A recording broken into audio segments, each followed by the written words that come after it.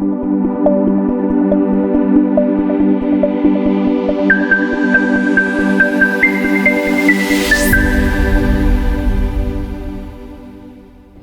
morning, sir. I'm Aldito Mavic Maling Gumapon. Together, I am with Diana, my classmate, and we are from USTP, University of Science and Technology of Southern Philippines. So we are TCM students, Technology Communication students, and we are here hoping to have insights about you as as a manager of your company, sir. So can you please state your name first and what role you have here in this company, sir?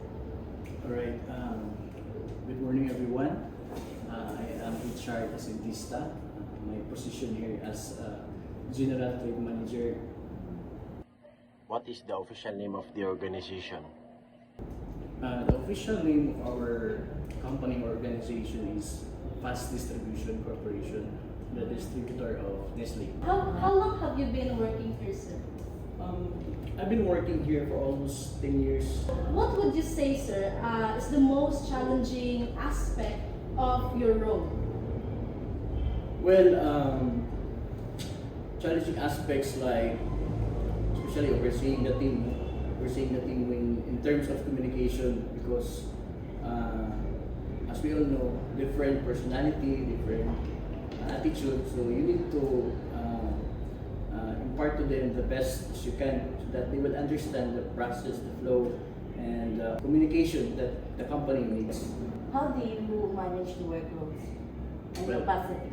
Okay, that's a very good question. We're actually here in the company, we have a set of what do you call it? Rules, a day in the life as a manager. So first is we have a set of time frame that we need to execute since the start of the morning. Should I explain further? First is, of course, when you come here in the morning, you need to review the past or the yesterday's performance. It's very important because so that you will know what actions to take this morning or from the following days. And then you read the emails, of course, the updates, every department, then you will reply. After that, you need to one by one or through, we have social media now, so you need to communicate your salesman or your team so that they will update for what's the target for the morning or the succeeding days. What motivated you to apply to your current position? We're actually, I started as a lower rank here in the company. Then I told myself, I'm not soon, 5 years from now, or shorter than that, so I will handle people. So that's my aim. So luckily, I was recognized by the company, my immediate head before.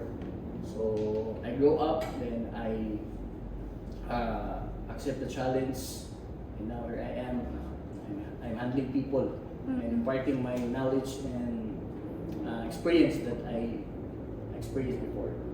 How do you believe your employees would describe your management style? I make sure to my team that they know the objective. We have one objective because, as I mentioned earlier, we have different personalities. So some our groups delayed in capturing the objectives or the alignment. So before they proceed to area, I'm making sure that they understand very well the directions. In your view, what qualities are essential for a manager to be successful? For a manager to be successful is a good planner. Yes, that's the essential word. And then I used to that because as a manager, you need to be strategically prepared. You are the one who plan for your team in reaching the objectives because from end of the month you need to hit the target. So you need to be a good planner and approachable towards your team because it's hard to be what they call authoritarian type manager. Then your subordinates or your employees afraid to you when coaching you like that. If they have experienced problem in the field, then I cannot approach my manager. It's hard to express what I have experienced, difficulties in the field. So you need to be approachable. Ask them how's your work, how's gonna do this, what help you need to. What do you consider to be the greatest strength as a professional? The greatest strength as a professional is that you need to be mentally positivistic. Because in every time, in every meeting, decision making, the groups or your people rely on you. There's a big impact. There's a big impact when the decision is weak or not relevant to the issues that we need to address. So that's one thing. That's the key word that a manager must have. How would you personally define and characterize your management style? I have set this principle, the 1/3 in life. So that in order to refresh your mind, you need to have 8 hours of work, 8 hours of sleep, then 8 hours for others. So that's 1/3 in life. I use that so that I can decide to my work properly. Because if you are totally drained, too much work every day, so you cannot decide whether this is good or bad. So I apply that. So lastly, sir, so what strategies do you employ to handle and adapt to organization changes? Okay. So we have what we call that core of values.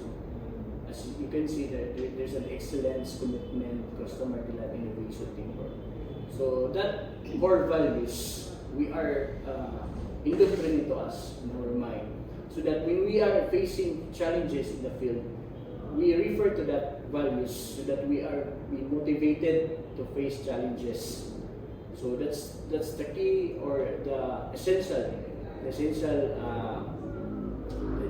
part of being a manager to this company.